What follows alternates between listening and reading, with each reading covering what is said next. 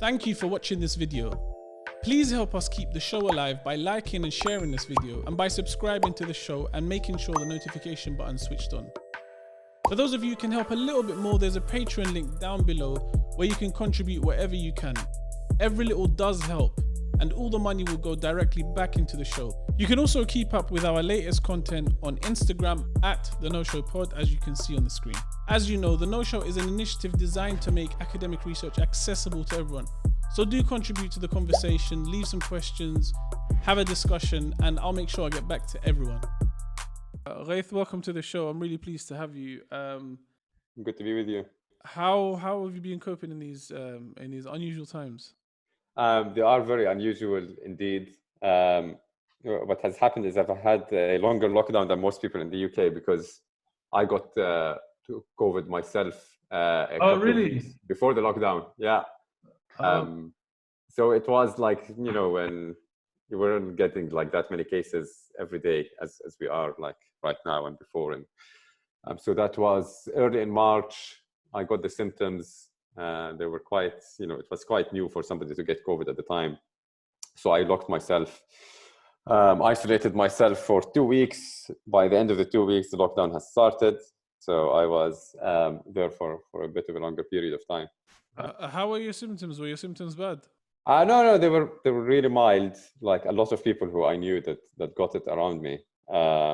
They were different from a cold. So I definitely got the fever and the cough, but there was like a weird sense of fatigue, and I was sleeping, 14 hours a day, etc. Yeah. Do you know where you could have contracted it from? Was it from the lab? No. It's certainly not from the lab. So I was going on a hiking trip in Wales before the lockdown, okay. And I was in a train and, mixing with people. And, I remember seeing people coughing at the time and stuff. And I was thinking about it. So I think it does spread very quickly. It seems like it is. Yeah. So, and I think I know so many people who've got it around me in Liverpool. Probably like more people who got it than who didn't. I think the northern areas are quite the northern areas are quite bad. I mean, even Leicester right now is sort of in. Yeah, I think it's the worst affected areas actually. Yes, it's crazy. Well, let's hope there's like we were discussing before the recording. There's all this aggressive testing is gonna come up with some solution to it. Yeah, hopefully. Yeah. Although I don't think the testing is. Yeah. So you're talking about the testing of drugs. Yeah. So yeah, you would hope that this would work, but at some point somebody needs to sit and have a very careful look about how this virus works, rather than just throwing every drug under the sun on it and hope that one would work and just cross your fingers.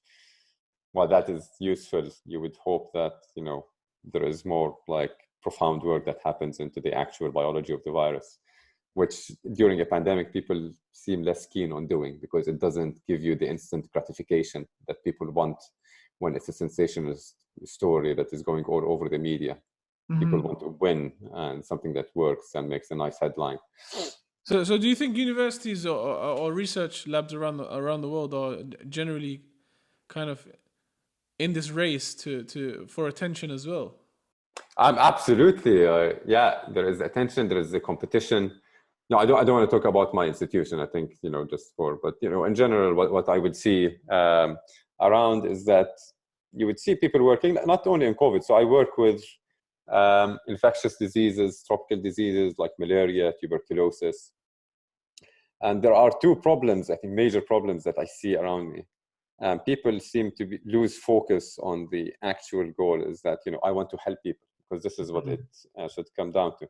They're very good at saying that when it comes to the vision of the institution with the PR team to write, helping people, saving lives. And this is all great. But when you get to the crux of it, when people are working, they get lost in the details and it becomes very political and it becomes very competitive. There's a very macho, competitive element in there. Where people want to hide their data all the time, which obviously like makes a lot of sense. Sometimes people want to, but it goes to like quite far extremes, and suddenly they forget what they're doing all of this work for. And even like with things like COVID, I would imagine that in some places people would discover really amazing things and then they decide to not tell anyone about them, although it's an emergency, because they are so worried that they won't get their name as the hero who had discovered it. And then if this is happening all around in different labs all around the world, like imagine the amount of damage that it could be doing. So that is one problem. If you aggregate something like that, then it would explain why, why there's very little collaboration between, the major institutions. Absolutely. Yeah. Everybody is becoming so incredibly protective of their data. And, part of this is, it's not entirely their fault. It's how the entire system functions and how funding works. And we'll only give you money if you have an absolute proof that this has been your work.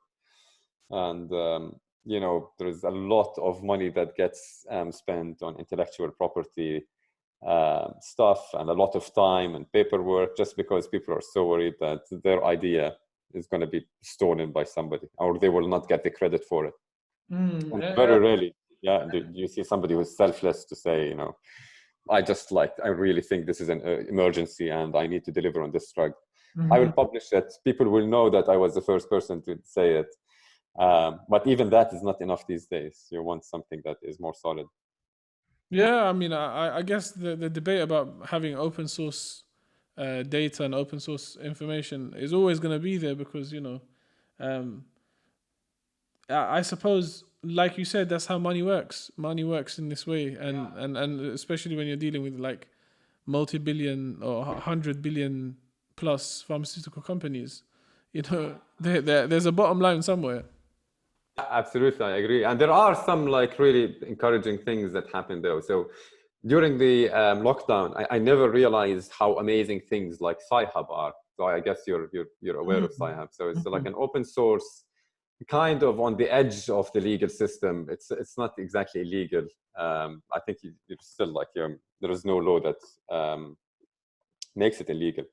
But the idea is that you can get access to any scientific paper you want from anywhere in the world through a very simple process. You go to like, scihub.tw, put in the DOI of the paper or the title of the paper, and it will just get it for you. Whether you're in the top institution in the UK or America or any third world country, it doesn't matter. And what was really funny is that, where I work in the School of Tropical Medicine, which is just next door, we have like a lot of subscriptions to journals, which are quite expensive and stuff. And, websites like Sci-Hub are not allowed to be used in the Wi-Fi network. Okay. And it's dangerous. And so sometimes to access a scientific paper, I have to leave the School of Tropical Medicine, which is one of the top institutions in the city, go back home where I have access to this paper, get it, and then go back to LSCM. Which is very interesting. This is a fundamental flaw in the system in general, as I mentioned to you, I think it's part of the reason why we set up this whole podcast was because so much research, amazing research, gets locked up behind paywalls, and I read a statistic somewhere. I can't remember the exact source of it, but it was something like 70+% of all research is downloaded less than 3 times. Yeah, so that's an interesting statistic. I haven't heard it before, but it makes a lot of sense to me. And there are different reasons for that. Some of it, is that, I'm sure a lot of the 70% of work can be like really exciting. But also there is a culture in Western academia, or like probably most of academia all around the world, of publishing for the sake of publishing, because you want to add these numbers on your scopus, and because it's a numbers, again, it comes back to the competition. So there are, unfortunately, lots of papers that get published for the sake of publishing as well. And people spend the time to do that, although they are very good people, and they could have spent that time on like making something that is more interesting and cool. But I see a lot of material that is clearly published for the sake of publishing. You add one number to your CV. I agree. And I've spoken to a lot of academics about this issue, and generally what the consensus seems to be is that it's a result of the direction of the university as opposed to the lecturer themselves. So the department or the body providing the funding is directing them down a particular niche, which is why if you go to different schools of sociology or history or stuff like that, you find the most narrow, extremely narrow fields of research. You know, it would be about a particular time and a particular culture, and its relevance and its impact becomes so small. And so there's this constant debate about interdisciplinary research and, you know, focused research. Yeah, and this comes back to the idea about, you know, what I was telling you about the focus on the competition that deviates you from the main point. This is another point of distraction, that a lot of the work that I do, which has to do with mathematical modeling and, you know, fitting data and stuff, I see a lot of people, including myself, and I'm guilty of it, getting so lost in the details of the, you know, technique that you are using, that you get completely distracted on why you were doing this in the first place. And then, it's not, sometimes it is interesting, you know, the technique, obviously, and like, yeah. But I think a lot of people get lost in these details, and they lose the bigger picture. And this results in a lot of things. So another problem, I think, it's not only in papers and in conferences, you see a lot of talks where there's so much jargon. Like I work in pharmacokinetic modeling. It's a very niche kind of thing, and I'm very involved in it. And I've been to so many conferences where, you know, somebody comes out and speaks for, you know, 15 minutes, and I don't understand a word, and it doesn't make sense to me. And I used to think, well, yeah, maybe I don't know much, but, you know, sometimes, especially if somebody is feeling a little insecure about what they're doing, they start to, you know, ebb on the side where they use very grand technical terms, sometimes not even in the right context, just because they're worried somebody would understand what they're doing. And sometimes when you really dig down into these like really flashy words and incredible stuff, you realize what they have done is like incredibly simple. It could have been described very simply. Everybody in the room would have understood, but then that would have been a problem, because when everybody in the room understands, everybody will think like, so what? Like, this is not that interesting. I think this is really interesting. That's a very, very interesting point you sort of mentioned, because it's one of the debates that I've had with lots of you know, people in academia and in business and especially in the field of education, about communicating simply. And you see, like, I mean, a lot of academics who end up writing books, one of the problems they face is this communication issue of you're talking too scientifically or using too much jargon, and you want to publish this book for you know, you know, just a general audience. And so I think there is a communication, whether it's an issue or whether it's a lack of training in general in academia. I think there is that issue. But let me go on to the reason, or not the reason, but the sort of where I came across you. So I came across you in an article in The Conversation, and for the audience or anyone listening who doesn't know what The Conversation is, it's a publication whose aim is to shed light on the news, but via academics and via, I suppose, people who are experts in each field, as opposed to just journalists. And so I came across a piece about, I think initially I came across it on Instagram. It was a piece about Dr. Ghaith, who was stopped by the police or harassed by the police. And I want to kind of get into the details of that. So what actually happened? Right, sorry. So what I just need to charge my mouse. These Apple mouses are really weird. So can you hear me? Yeah. So what has happened on the 11th of June, I was finishing my 1 hour walk of the day in Liverpool before I was stopped by two men who were wearing civilian clothing. They identified themselves to me as police officers by showing me their IDs and their handcuffs. And they asked me a number of questions. They asked me why I was walking too slowly. They asked me what I was thinking about. They asked me where I was from. And I was disturbed by that line of questioning. But what I was more disturbed about was the close proximity that they had kept to me. So I asked them, you know, can you please respect the 2 meter rule, which was enforced in the UK back then? And they smirked, they laughed at me, and they told me, "Oh, are you high on drugs?" And I told them, "No, I'm not high on drugs." They said, "Well, we'll have to search you then." So as they, came to, and they were about to search me, I told them, well, wait, like, you're not wearing gloves, you're not wearing a face mask. Like, how are you going to touch me all over? Like, you have to keep 2 meters to start with, and you're not even using PPE. So they looked for the gloves, they couldn't find any. They looked for a face mask, they didn't find a face mask. So they told me, "Oh, well, we'll have to walk back to like a police station or a police van." So they walked me back to a police van that was parked near a train station.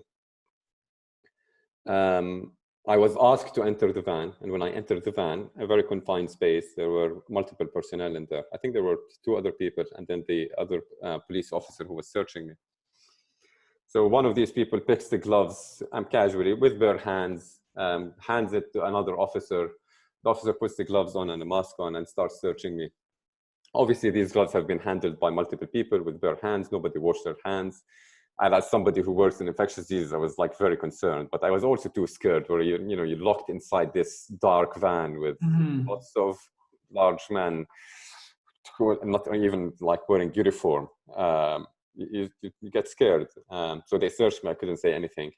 Obviously they didn't find anything, and then I was left to go. And I was obviously worried that they might have passed the virus on to me. So, oh yeah, and like during the search, they were still asking me where I was from.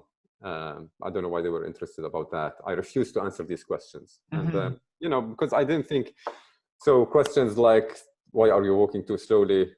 I don't think this is any of the business of the police. Like, people can walk at the pace that they want. And by the way, I wasn't walking that slowly, it was a leisurely pace. And you know that, like, I think in Arabic culture, people tend to walk a bit slower. We use cars usually, like, it's not very much so. I generally have a slower walking pace, I mean, but whether you're running or whether you're jogging, that's yeah, exactly. Yeah. It's funny because I always track my walks. I do long walks, and like the app told me that my average speed was 4.2 kilometers per hour, which was pretty average. So yeah. Anyway, this is not the point. Anyway, so I was left to go, and the first thing I was thinking about, like, oh my God, like if police are doing this all around, this would be an absolute disaster. They stop and search so many people, hundreds of thousands every year, actually. And obviously, most of these are Black people and people from ethnic minorities, but we'll come to that in a second. So what I did is that I went through the internet and I collated as many videos as I can of every incident of stop and search that has happened between the 23rd of March in 2020, when the lockdown was enforced, and our day to day. And I found numerous videos, many of which were actually here in Liverpool. And there are 2 major common factors that apply to every single one of these videos. Number one, the police did not use gloves or a face mask, or at least both of them, in any incident of stop and search that has happened between March and today. And the second major element is that every single video that I found was either of a Black person or of somebody from an ethnic minority. So now that became really interesting, because to know the importance of PPE, all you need to do is go to any doctors or a clinic or a dentist and see how religiously healthcare workers use PPE there. And they always wear gloves, they always wear a face mask, they always wash their hands before they put the gloves on. They will always give you a face mask, both to protect themselves and to protect you. And the police didn't do any of that, although the amount of physical contact that they do during stop and search is just as intimate as what you would get from a dentist or a general practitioner or a doctor. And precisely because these doctors know that if they don't abide so religiously to these PPE guidelines, they might be spreading the disease to so many people, and rather than treating people, they'll be infecting people. So imagine this scenario: you have a number of people who are police officers who are touching huge numbers of people without their consent, without using PPE or a face mask during a pandemic. So these people would search someone. It might be, a Black kid who's 17 years old, because they're hoping they'd find a bag of cannabis on him and score a point on this, teenager. They would pass the disease on because maybe they were asymptomatic for the disease, and they could still pass it, especially with this really close physical contact. the kids would go there. Where are they going to go back? To their home. There's their mom and their dad. They could catch that disease, and people could die. And it might have very well been that these stop and search incidents have resulted in the death of people. Mm-hmm. Now, this comes to the really important point where this research is showing now that Black people and people from ethnic minorities are much more likely to catch COVID and to actually die of COVID if they catch it. Mm-hmm. Now, lots of scientists jumped onto genetic explanations because you cannot explain that difference through socioeconomic status differences. Because whether you're a poor Black person or a rich Black person, you are more likely to die than the equivalent poor or rich white person. So they said, oh, it must be genetics and must be physiological. Well, there is absolutely no evidence for that, and maybe they will find evidence, but so far there is no evidence. What there is evidence for, though, is that if you are a Black person in the UK, you are 10 times more likely, actually 20 times more likely if you're a young Black person, 20 times more likely to be stopped and searched than a white person. Now, keeping that into consideration, the police are searching they searched at least tens of thousands of people during the pandemic. Most of these people happen to be Black. They're not using PPE. They're probably passing the disease on. So hold on a minute, could that be an explanation why, it's obviously I would introduce it all to just stop and search, but could that be a part of the explanation of why more Black people are getting COVID and are getting, are more likely to die of it? So this is something, a difficult fact that we need to deal with, is that the British police force is a systematically racist institution.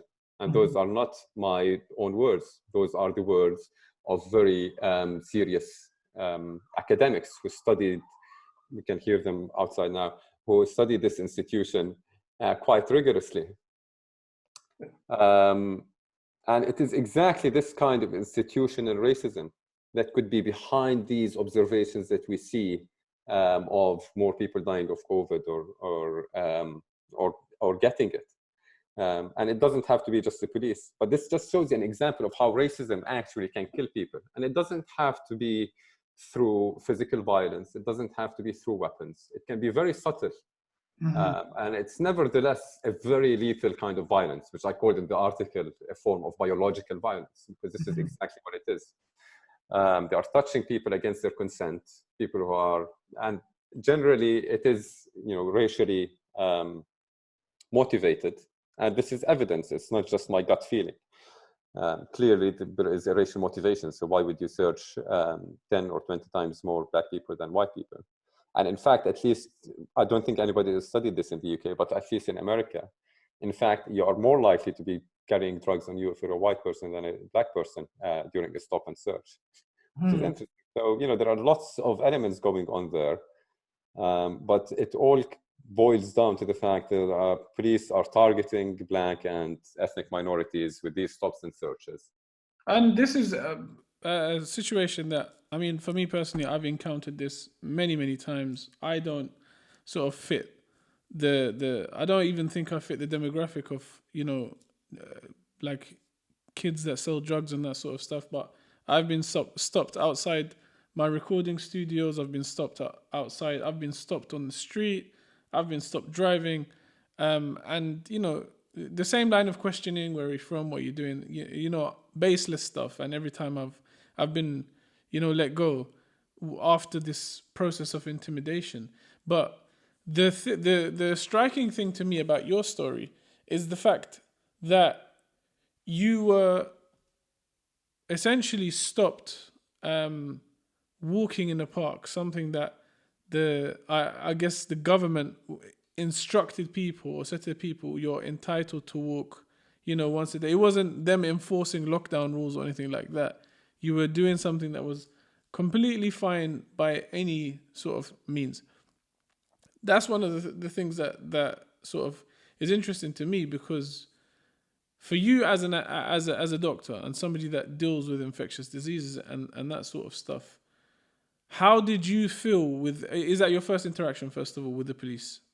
That was my first interaction. And let me tell you that. So in ways, I am lucky that my skin is white, but originally I'm Arabic. I have a Syrian mother who's white, and I turned out to have white skin. Now my brother, who got more of my dad's genes in terms of skin color, is darker, and he's experienced a lot of racism in the UK when he was here than I did.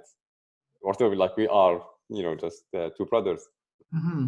And it happens that my first interaction with the police happened right after I was finishing a phone call with the same brother I was telling you about. So I was just, I was talking in Arabic.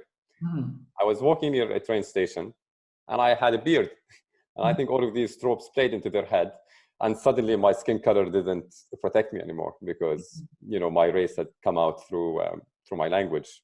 So I think that this is why they stopped me. It might, as I said, like you can never prove these things, but what you can prove is that if you are a person of color, you're 20 times more likely to be stopped by the police. But I want to sort of, because I want to lead on to something. Let me ask you, in that moment when there's two police officers, and they stopped you and they started asking these, what it sounds like to me, very intimidating questions, like questions that were I guess trying to trigger some kind of response from you. How were you? Did you feel scared, or did you feel intimidated? Did you feel like defensive? Because I want to lead on to something.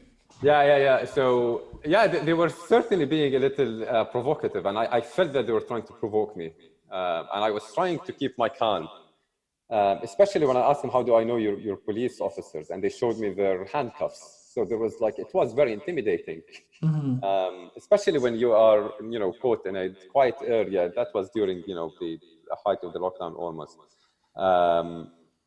Very quiet area. Corner, there's nobody there, like they could have done anything. They're wearing civilian clothing. They're not accountable for anything. They didn't have body cams. So I was scared. But what I was I think the stronger feeling was that of being disturbed by that line of questioning. When somebody, corners you in a very quiet place and asks you, what are you thinking about? That is quite a scary and disturbing experience. But that was also mixed with the disturbance of invading my my physical space, which even not in the context of a pandemic is annoying, but in the pandemic, so they were actually the people who were supposed to enforce the law, and they were the ones who were breaking it, and I was playing absolutely by the rules of the book. I'm doing my 1 hour walk of the day. I was on my way back home. I didn't do anything wrong. So they were breaking the law and I wasn't. And if you don't mind me asking, how old are you? So I'm 34 years old. Okay, so they were much younger than me. So this is the interesting thing for me. This is what I wanted to lead on to. So you're a doctor and you're a researcher as well at the university, and you are 34 years old. You're very well spoken. You have, a very calm demeanor, and you were subjected to this. So somebody might argue that you were able to, speak to them. You had the authority. Someone might argue to say to them, I'm not going to do anything I'm not going to allow you to search them until you put on gloves and you put on, protective equipment. Now, flip to somewhere like the inner cities of London, or like the sort of council estates of London, or maybe even Liverpool, where the police will stop a 17-year-old kid a 17-year-old black kid who doesn't have the calmness that you may have, who doesn't have the maturity to deal with the police officers in the way you have. Imagine what they have to go through, and they don't have the ability to say to the officer, I'm not going to allow you to do anything until you put on gloves. Yeah. So this is, again, in my mind, part of the reason why black people are 10 times more likely to, get stopped or even die from COVID. And my point I'm trying to make is that, even with your the way you present yourself and the way you appear to people, and your calmness and all that, you still were you were dealt with by the police in a particular way. Now, my imagination is that most young people, especially if they're black or ethnic minorities, won't have that luxury. And this is something that is, in my mind, and I'm sure you've seen the videos on YouTube and what have you. I'm sure this is part of the systemic racism that we've been talking about for how many years? Absolutely, I agree with you. And I'll tell you that, like, I was that close to being in handcuffs with them. I knew that I was, because when they were going to take me to the police van, I didn't want to go because they were like so close. And I wanted to tell them, like, can you just go get the gloves and come back? And I didn't want to go inside the police van, but I knew the second because I know a bit about the law, the second I tried to resist going inside the van, although it will put my health at risk in a confined space, the second I resist walking with them, the handcuffs are going to come out. I'm going to be handcuffed and I'm going to be dragged. So I was that close, actually.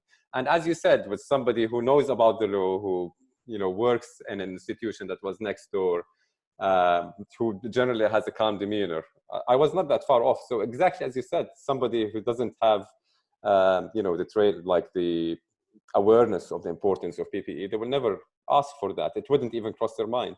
And actually, it's quite proven. So you look at all of the videos, some of which are for celebrities, as Bianca Williams, the athlete, top athlete, dragged from her arm away from her 3-month-old child for nothing, but just saying them, like, can you just, like, please chill out? She was in her car. She's running internationally to win the UK gold medals, and that's how they treat her. Again, not using PPE. And she probably was so scared that that idea didn't even cross her mind, because the physical violence at the moment is way more intimidating and is more violent. But that kind of biological violence can be much more fatal, actually, because not only will it infect you when you are being stopped and searched, this infection is going to spread to more and more people, and these police officers are acting as super spreaders of the disease. So yeah, and what's sad is that, like, when you look at all of these videos, you can see the police are quite provocative, and they kind of like that power trip of provoking somebody to resist, smash someone's window, as we saw in a viral video as well. Drag them. It's a rapper who's like quite kind of famous. He was speaking to Channel 4 about racism, driving safely back to his house, and these people are saying, like, we can smell cannabis in your car. And he just was telling them, can you please just tell me you're not going to handcuff me? And within seconds, they would smash the window, drag them from his arm, like, through the door. It was absolutely violent and horrible and disgusting. And it also, above all of that, there is the thing about the PPE, which have put his life even at more risk, beyond the physical and psychological damage that they have caused. And you propose this very interesting idea of I guess, this biological form of police brutality, which to me makes complete sense. But to somebody who hasn't experienced stop and search, and who may be white, or maybe in an environment that isn't I guess as ethnically diverse as somewhere like Liverpool or London, they may not have encountered it. So tell me a bit more about this notion that or this sort of idea that you're presenting. Right. So I had to read a lot about violence, and it was very eye-opening, actually, after this incident. So there is a very interesting piece of research by a very famous social scientist called Johan Gutlang, I think. And what he proposed is the ideas of that violence does not necessarily have to come through physical means, like we see it on TV. So we saw the infamous video of police officers kneeling on George Floyd's neck and killing him through absolute physical, pure physical brutality, and that's why it was so graphic, and it has resonated through the minds of everyone, as it should do. But then there are so many different forms of structural violence through all kinds of things, like racism and sexism and classism, where even like with a few minority controlling the wealth of most people, this is also a form of violence. So, but what he concentrates on is, you don't need to see the blood, and you don't need to see the actual physical violence to recognize it for what it is. Violence can manifest itself in so many forms. And when I read that, I realized that this is another form, very subtle. And the more the subtle the form of violence, the more sinister it is, and the more fatal it could be. Because with physical forms of violence, they trigger an emotional response from people who see it, and they can see it for exactly what it is. And this is when all of these horrible feelings of racism that are harbored by a lot of people in the police force are manifested graphically, and you get that screenshot and you get that on TV, and it's and it's really good to show where it manifests itself. But the really dangerous, but the much more dangerous part is that when you cannot capture that kind of violence, and it keeps being hidden in the details of the structure of how these things work. And it's much more difficult to show how, these police stop and searches they might have killed. It might have resulted in the death of hundreds or thousands of people. If you think about, at the time when R was 3 and the police are infecting a few people, these few people, each one of them is going to infect 3 others, is going to spread. So actually that kind of violence might have killed hundreds or thousands of people. But it's like people will, a lot of people, if they don't put a lot of thought in it, they'll say, no, come on, like it's not that bad. But it is that bad, and it's very dangerous. And it is exactly that why it's really dangerous. It's because it doesn't trigger that instant emotional response. And that's why it needs to be emphasized on, because it's very important to show the physical part of violence, which is, widespread everywhere. Including the UK. And, I'm not saying that it doesn't exist at all. Of course it exists, and it's absolutely awful, and something has to be done about it. But we need to also think about these other subtle forms, which could be, leading similar or even more damage. They're much more difficult to tackle. And the only way I feel we can tackle it is through this. Like, we talk about it, we try to explain to the general public what is going on, and we try to explain exactly why it's dangerous. And what do you? I'm interested to know, what do you hope to achieve from this sort of? Right. So I'm hoping to achieve a number of things. So first of all, like after this incident happened, I called the police and I made the complaint. And they told me, don't worry about it. We'll tell the police to use PPE next time. It's like with this kind of casual tone, and like, anything else? Do you want anything else? So I told them, this is a much bigger case. So, if you have any problems, you can, suggest a complaint online. So I suggested, I submitted a complaint online.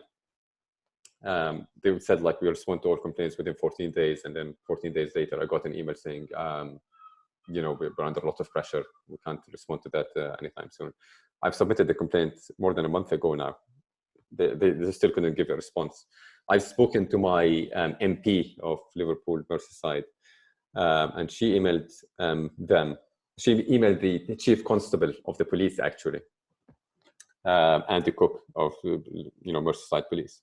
And he didn't even honor her letter with a personal response. He gave it to one of his assistants. Again, he wrote her quite a generic email about, we'll make sure we use PPE properly in the future. We'll look into it. And that's it. So no apology was given.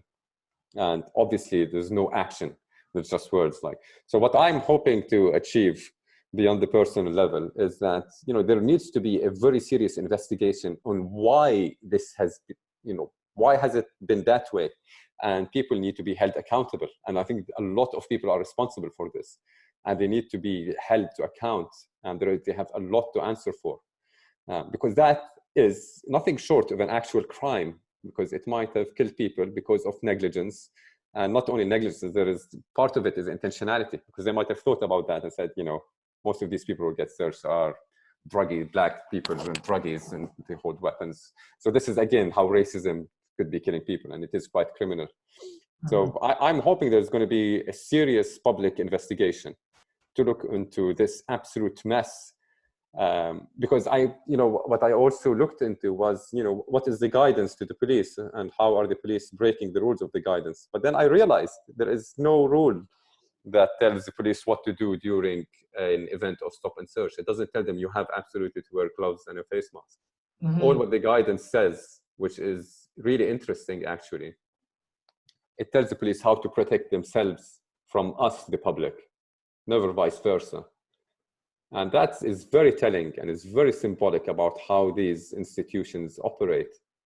Because what is going on is that there is an element of dehumanization of the subject, which is, you know, an actual term that they would use. So there is the police officer, the human being, and there is me and you, the subjects, who are not exactly human beings. We're just vectors who could, you know, contract the disease to them. Mm-hmm. But the human can never infect the subject. But, you know, and we need to protect ourselves from these creatures. And so it's kind of, you know, when you read the guidance, it's kind of the guidance you would expect to, you know, people dealing with animals, how to, you know, avoid damage that is caused by the cattle. Mm-hmm. And it's very dehumanizing and very humiliating. So even at the very top echelons of the people who wrote this guidance, they were also, you know, they were wrong. It's not a matter that the police didn't abide with the guidance and there is, you know, and police are not caring about. Even the guidance is wrong. And this is how bad it is. So it's a very structural problem. And, you know, I'm not the first person to say that the British police are, you know, have an issue of structural racism. And again, another event that shows you how this is working. I mean, this is a very interesting insight into sort of looking at how they perceive the general public. One of the things that I noticed as well is when, for example, the British athletes that were stopped, the British black athletes that were stopped, once the video went onto social media, especially on Twitter, because of the nature of social media, and because of the nature of the UK in general right now, the responses were very polarized. And there's this danger that the public have this misconception that because the police are wearing their uniform, wearing this black and white uniform or blue uniform or whichever country you may be in, this uniform symbolizes justice or symbolizes what's right. And I mean, I was looking in the comments of the incident, and you have a lot of people, you know, that were saying, oh, the police did tell her to get out of the car, you know, politely several times, and she refused to get out of the car. And they missed the point that when a police officer comes to stop you, the police officer,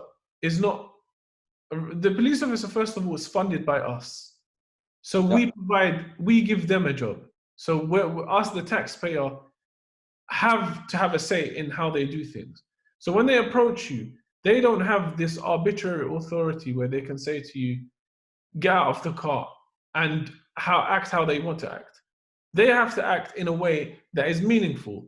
And when they ask, why are we being stopped? When you ask, why am I being stopped? So in your case, what's causing you to stop me? And there's no answer to that. Yeah. The form of aggression that you were talking about, the subtle aggression, this violence that goes under the radar, and because they're sort of projecting this uniform and safety of the public, it creates this polarization. And generally, this is how sort of racism has perpetuated in the UK over the past, you know, however many years. But we've seen this happen on so many different occasions where this, you know, image of state, or I represent the state, I represent, you know, good versus your evil, is what's causing this polarization. So how can we go about changing this image or sort of allowing the public to hold the police accountable, do you think? Yeah, it's a really good question. But just to comment on what you said in the beginning as well about this image of, you know, the police officer representing justice through that uniform. Obviously, a lot of PR work goes into that, and a lot of psychology to play, you know, police good, thief bad. Mm-hmm. And then you get all these associations where, you know, there is also another form of racism within the British police force, where most police people are white and they're men. Especially as you go to the upper levels of the police force, which really represent who the police are. So when you look at who are the police in our collective minds, so you look at the heads of police in the different districts and districts, who are they? They're white, they're men, they're straight, And that's who the police are. And who are the thieves? Who do we see as being stopped and attacked by the police? Well, they generally are black, they're young, and we associate all kinds of things with drugs and theft and all of that. But you know, a large part of this is a much larger structural racism issue in the whole the country. Now, how do we change that is very important, and I think this is how we try to change it: is to have these discussions, raise these issues up. And I think it's important also at a personal level that anybody who has the courage to, if they ever have an incident like that, and if you are a person of color in the UK, you are most likely, you know, throughout your life, you're going to have at least one of these incidents. You were saying yourself, somebody who is, you know, is running with studios and you're having a very serious job is getting stopped. So imagine people who are less privileged, let's say. So, you know, most people are being stopped in these ways. So if anybody is listening to this, I'd say, you know, if ever a police person stops you, don't be completely submissive to them, and try to take, and it is very scary and it's very intimidating. And I was very scared. And I regret that I allowed them to search me the way they did, because they exposed my health to risk and I allowed them to do that. But we can only learn. So always, question them, why are you stopping me? Because, you know, contrary to a lot of what people think, the police have to have a serious, reasonable ground to stop you, for example. And you have to demand an absolute explanation of what this is and make it really hard for them. So next time they want to stop someone, they have to think about it twice. So at least this could help at a personal level. But then at the public level, this is the kind of thing we want. So I'm glad there is an inquiry that is going on. However, we know that a lot of inquiries have happened over the years, and you know, they might have resulted in small changes, but nothing substantial. And I don't imagine any single inquiry is going to change the entire system, because it's so corrupt and racist and has so many issues at its very roots. And this needs to be changed profoundly. Having said that, however, that shouldn't mean that we give up and just say, well, it's not going to change. But because I'm a deep believer that these small changes, you know, keep, you know, even like when they call it, it's just like kicking the can. You keep kicking it. At some point, it might fall over a cliff and you'd have like a whole amazing change that would happen at a profound level. And all of these stories, you know, we need to pursue them and always make it hard for the police to like not take it for granted. Because, you know, the police are given a right that not many people realize. I'm trying to think about professions and jobs which allow somebody legally to touch you against your consent, to touch your body, which is a very valuable and sacred entity. When you are giving somebody the authority to touch you without your consent, this authority has to come with like an incredible amount of accountability. It has to be taken incredibly seriously. And it doesn't look like they are taking it seriously at all. They are not respecting our human bodies. And that is really dangerous. And a lot of thought has to be put into this. That's a very, very good point. And I think that's a point that always, I think it's a point that they've sort of engineered people to understand that it's okay if it's being done by the police. If it's anybody else doing it, it's completely wrong. But if it's somebody of authority, and you notice again, even before the touching, it's even the tone of voice and it's the way they talk to you. I mean, an officer never approached, like I've never been approached by an officer in a polite, you know, way. There's perhaps it's the training that they receive, this you know, authoritative way of dealing. But I mean, we've seen how these play out in the US. The US, the Minnesota police are famously trained by the Israeli Defense Forces. So yes. So and look at how that played out with George Floyd. So there's this sort of issue that before the touching process, or before they start to touch, where they invade the personal space, where they start to talk to you in a certain way, they ask you, what are you thinking? I mean, by, I don't know what standards they're following, but, you know, it's like, these are the sorts of things that constitute this, you know, pre-violent encounter. And a lot of people don't encounter this sort of stuff. You know, if you're a middle-aged white man, I don't presume you've ever been stopped by the police or you've ever been asked these questions. Yeah. And part of that, I think, part of this unfortunate situation is a result of a lack of sort of, I don't want to call it self-confidence, but a sense of entitlement that as ethnic minorities we have. Perhaps this is something that has been perpetuated as a result of colonialism and being constantly subjected, being the subjects always and never being the sort of aggressor, plays a part.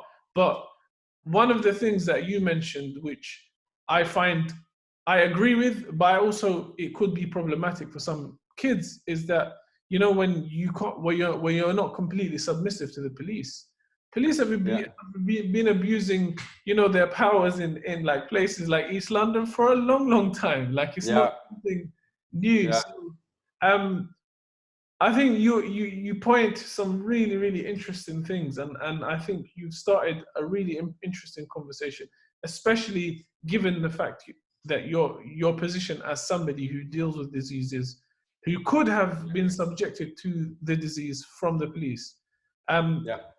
What do where do we go next? Like in terms of this this campaign that you're starting, what are the next steps in it?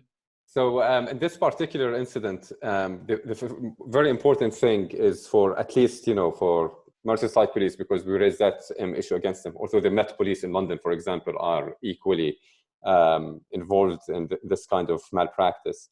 They will have to come out and very clearly said that, you know, we messed up and this is a mistake and there is evidence about it.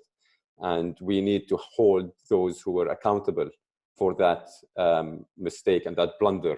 To, you know, we need to account for that. And then they need to really reassure the public. At least, you know, I'm only talking about the PPE side. There's a huge side about all the other kinds of violence and stuff. But just when it comes to the PPE stuff, reassure the public that, you know, if ever you are going to get stopped and searched, we are going to take the most religious aspects of, you know, using PPE in the most strict ways possible. And we will make absolutely sure that you are not put in harm's way in this way. And, you know, hopefully we need to review why these stops and searches happen. So 60% of the arrests that happen after a stop and search happen because of drugs. And the vast majority of these drugs are things like cannabis, which have been legalized in a lot of the Western world. So why is it becoming that important to stop people, putting them, first of all, because for example, for me, they decided to pick on the drugs issue as well, because it's an easy way for them to justify a search. Like he's acting weird. He asked us, he questioned our authority, he must be high. So it's that kind of thing. So why are we still stopping people to look for a bag of cannabis? Well, you know, especially during a pandemic, you want to only stop people when it's absolutely vital. You think, you know, a crime is about to happen. Clearly, in the absolute vast majority of stops and searches, 80% of stops and searches result in absolutely no result. They don't find anything. And then within the 20% that they find, the vast majority of this 20% is a bag of cannabis here or there with some teenager that they will just take from that person, keep it as a record, ruin his life, and make him more likely to go into harder drugs later. So that becomes even problematic when it comes to drug law and policy. So there needs to be a review into the criteria that gets police to stop and search someone. So general you know, reasonable grounds is not good enough, I think, and this has to also change. It has to be like very serious, imminent threat of danger that is coming, not the bag of cannabis here or there, or, you know, this is something that you're just like suspicious of this person. He's walking weird. Then like I have to stop them. So this has to be taken much more seriously, and there has to be like a review to these rules of stop and search. Where can people find you online? So I'm on Twitter and Facebook. So on Twitter, I'm PK, which stands for pharmacokinetics. So PK Ghaith, like my name. And on Facebook, my name is Ghaith Aljayyousi. Maybe I'll post these with the. I'll link both of them on yeah, thanks. Direct contact. And just finally, what bit of advice would you give to anyone hoping to sort of support this kind of cause in general? Yeah, I would say, please, because I've seen people who were supportive in high places. They were kind of supportive in the beginning, and then they went quieter as this case escalated. So, once it got to the media and people were speaking about it, those people, without mentioning names, started to become really quiet, and they didn't want to get involved. So my advice is, don't get scared. And these things are really worth fighting for. And, everything that happens later is worth it, because you will never achieve change if you don't take it, at least a tiny bit of risk. And of course, it has to be a calculated risk. You don't go absolutely crazy. But if you're going to play your whole life by the safe book, you're never going to, you might personally reach to places, but, your effect in the world is going to be quite negligible. And you would have, actually participated in asserting the status quo and keeping it as it is. And it's a horrible status quo, and it has to change very soon. So my advice is, to take a little bit of courage and, speak out when you can, because it really makes a difference to everyone. And I'd add to that especially in academia, people who are academics, who are professors, who are readers, researchers, whatever position you hold in academia, the most important pillar of academia is integrity. And within the sort of definition of integrity, or within the umbrella of integrity, courage has to be one of them. And courage is one of those virtues that you can't pretend to have courage. You either have it or you don't.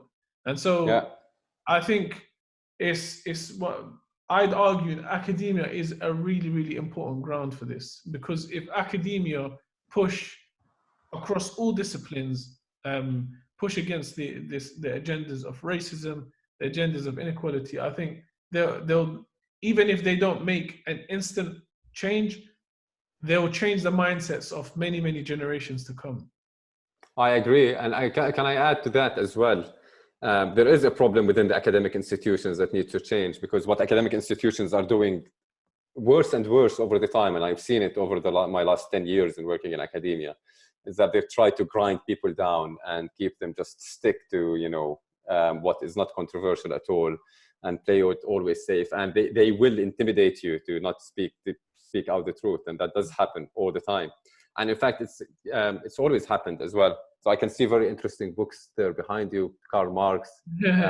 And it's, intellectuals like Karl Marx or like Nietzsche, those people didn't survive in academia for very long. They got kicked out in the end because, they are quite brave. And that's almost like a paradox, where the best intellectuals and the ones who really make a change are the ones who get kicked out of these academic institutions in the end. Absolutely. So there is something to be said about these institutions, to reform them as well, just like we were talking about reforming the police, because that's another structure of control as well. And people have universities that do that. They control us in different ways, much softer ways and more sinister.